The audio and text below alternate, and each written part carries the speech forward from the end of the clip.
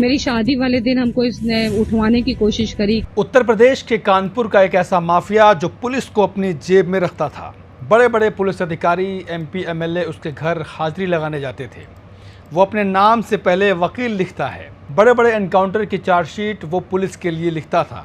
चाहे अतीक अहमद हो या विकास दुबे, हर मामले में पुलिस उससे मशवरा करती थी। कानपुर में माफिया वकील ने 1500 करोड़ की सरकारी ज़मीनें कब्जा रखी थी। सोचिए, जिसका इंट्रोडक्शन इतना लंबा देना पड़ रहा है, उसके गुनाहों की फहरिस्त कितनी लंबी होगी।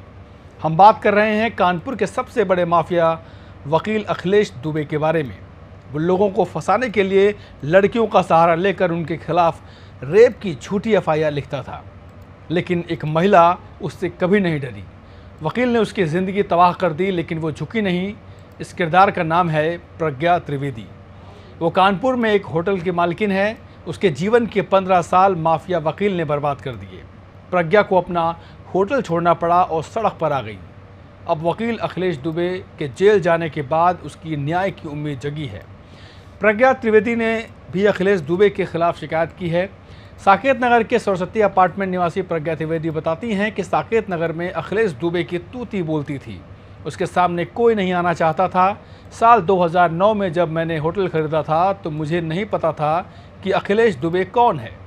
नाम का वकील है, उसने कभी कोई केस तक नहीं लड़ा। महिलाओं का हनन और उनके चरित्र पर लांछन लगाकर परेशान करता था। उसने यही गलती मेरे साथ भी की थी। मेरे खिलाफ वो अश्लील खिताबें छपवा दी थी।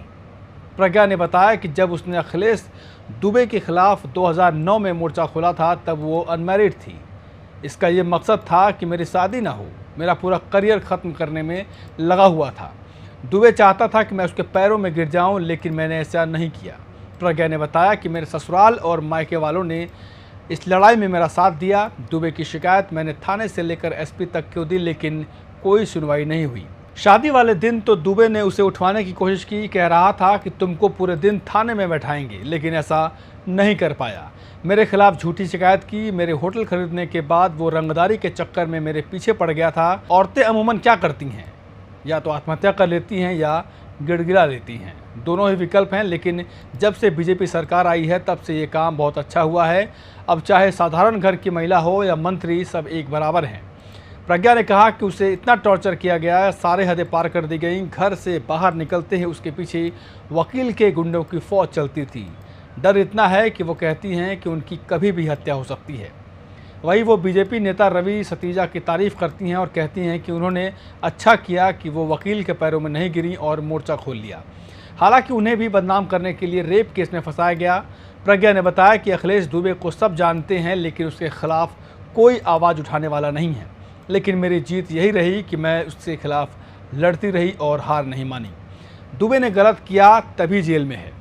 जल्द ही दुनिया को पता चलेगा कि अखिलेश दुबे कितना गंदा आदमी था। प्रज्ञा ने यह भी बताया कि दुबे के यहाँ रात दिन पुलिस बैठी रहती है। अफसरों का जमावड़ा लगा रहता है। वो पुलिस की केस डायरी लिखता था। जब मैं दोषी नहीं थी तो मेरे खिलाफ पुलिस ने मुकदमा कैसे दर्ज कर लिया। थाने के चक्कर काटते काटते आदमी थक जाता है, लेकिन उसकी एफआईआर दर्ज नहीं होती। लेकिन अखिलेश दुबे के तो एक फ़ोन कॉल पर ही एफआईआर दर्ज हो जाती है। दुबे के साथ पुलिस की मिलीभगत तो थी ही, पुलिस को दुबे जेब में रखता था। प्रज्ञा ने बताया कि मैंने उसके खिलाफ आवाज़ उठाई। मेरे पास आज भी दुबे के खिलाफ एक एक सबूत हैं। दुबे रंगदारी के लिए मुझे बदनाम करने से लेकर सड़क पर ला दिया था। दुबे के खिलाफ न्यायिक जांच होनी चाहिए। इसके खिलाफ कानून के मुताबिक सख्त से सख्त सज़ा होनी चाहिए। उस समय 2009 में भी एसपी से लेकर सीओ तक सब उसके पैर छूते थे। मेरे पार्टनर के खिलाफ इतने मुकदमे कराए कि दोनों पार्टनर दुबे की दहशत से होटल छोड़कर भाग गए। आपको बता दें कि साकेत नगर के मां सरस्वती अपार्टमेंट में रहने वाले कारोबारी डॉक्टर कुलदीप त्रिवेदी की पत्नी प्रज्ञा त्रिवेदी ने अखिलेश दुबे के खिलाफ पुलिस कमिश्नर से मिलकर शिकायत की है। महिला ने बताया कि 2009 में उन्होंने 12 देवी चौराहे पर 3 करोड़ की लागत से गणेश होटल को खरीदकर क्लासिक कॉन्टिनेंटल के नाम से नया होटल शुरू किया था। इसमें 3 पार्टनर ओम जायसवाल और उर्वशी रस्तोगी के साथ वो भी थीं। अखिलेश दुबे ने तब 2 लाख रुपए महीने की रंगदारी मांगी थी। नहीं देने पर मेरे साथ मारपीट, लूटपाट और चरित्र हनन तक किया। दुबे ने मेरे पार्टनर ओम जायसवाल पर तो आधा दर्जन से ज़्यादा झूठे मुकदमे दर्ज कराए और वो कानपुर से सब कुछ छोड़कर बेचकर लुधियाना शिफ्ट हो गए। सोचिए माफिया कितने बेलगाम हैं। हालांकि अब वो सलाखों के पीछे हैं, लेकिन उसकी क्राइम कुंडली की पड़ताल ज़रूरी है ताकि उसके हर गुनाहों का हिसाब हो सके। नमस्कार।